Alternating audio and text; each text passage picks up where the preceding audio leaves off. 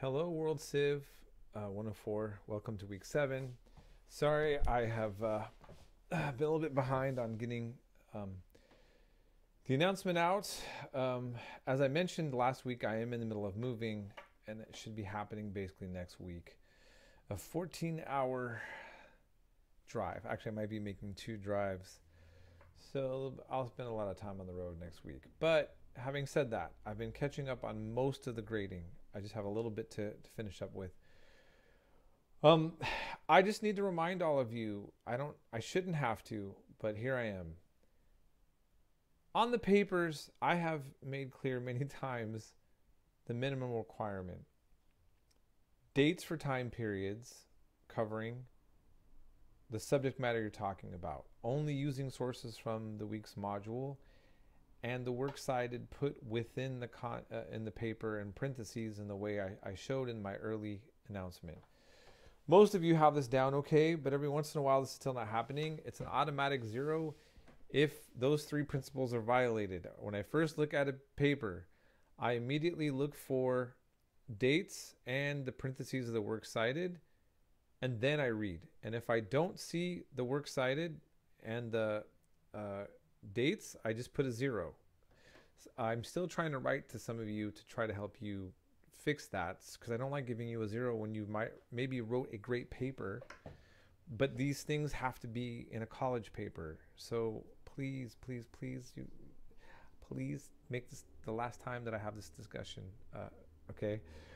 And then I just want to say, first of all, I understand how hard it is to keep up. You know, this is very weird times. Everybody's just working hard. A lot of just depression and struggle, keeping up, and just the online world gets a little bit draining. I just want to stop and just let you know, as your professor, look, you know, I'm being a little bit impatient on the paper thing, but look, I'm also patient. Okay, I get it. And a good chunk of you are not even watching this video. So if you're watching this video, you really are trying your best to keep up with this class and get on board. And I want you to have a good education, a great education. I believe in education. I believe in my field. I love it, and I feel passionate about it. And I want you all to be able to understand the importance of history still, despite how hard it is in a very tiring and taxing world that we live in right now. It really is, you know, just the politics, the economics, the pandemic, whether you believe it or you don't believe it, or blah, blah, blah, blah. So much. Everybody's just so fed up with everything. So I just want to be your supportive professor. And, you know, look, we're learning about Western civilization and the fundamental foundations of this. And this week, I think it's interesting as we, you know, we're covering things that maybe some of you haven't thought about when it comes to the Roman Empire and the legacy of Rome. And, you know, we live in a world right now where knowing history matters. I feel like if my field really asserted itself and kind of stated why it's important, it would help clear up a lot of some of the paranoia, or it wouldn't make it better, and historians certainly have been on the wrong side of history many times.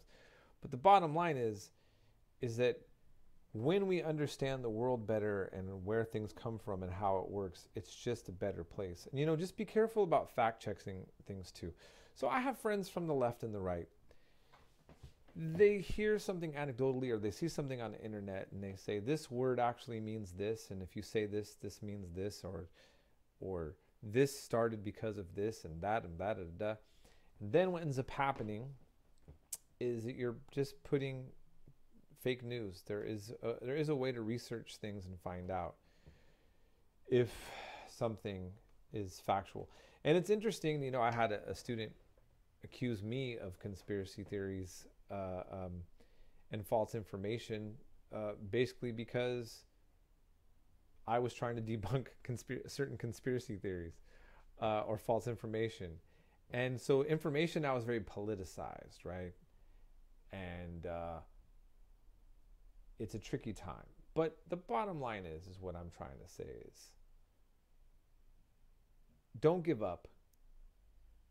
Get a good education.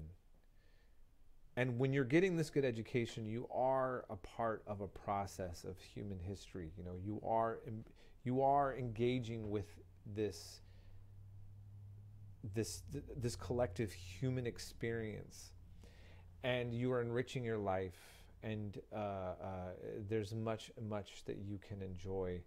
And so that's mainly what I want to emphasize. And if you're getting behind on your work, you need to get a hold of me. I'm going to be working for 2 days straight at my other job, and I'm finishing up my other job on Thursday. And I will just be concentrating on cleaning my house and getting ready for unboxing and getting ready for this move to Santa Cruz.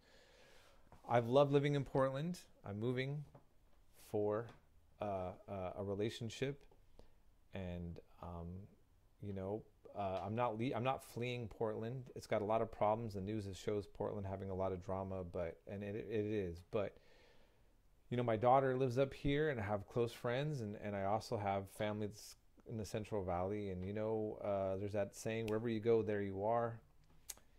And you know, so anyways, I won't rant anymore.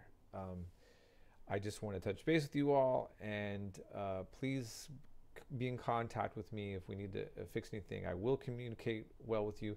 And sometimes if I'm seeming a little bit short on certain things, I promise you this. If you're going to call, try to fix your grade or get something to take care of, I'm going to have your back. I'm not going to just make you feel dumb. I'm not going to put you down. I might ask you questions to figure out where we're at. You might feel a little embarrassed if you know, I'm asking you something and you know you haven't watched my announcements or you weren't reading these instructions. But I'm not doing it to get you embarrassed. We'll have to assess. How can we fix? Let's move forward, right? Okay. So, have a great week and a good upcoming weekend, and we'll be in touch.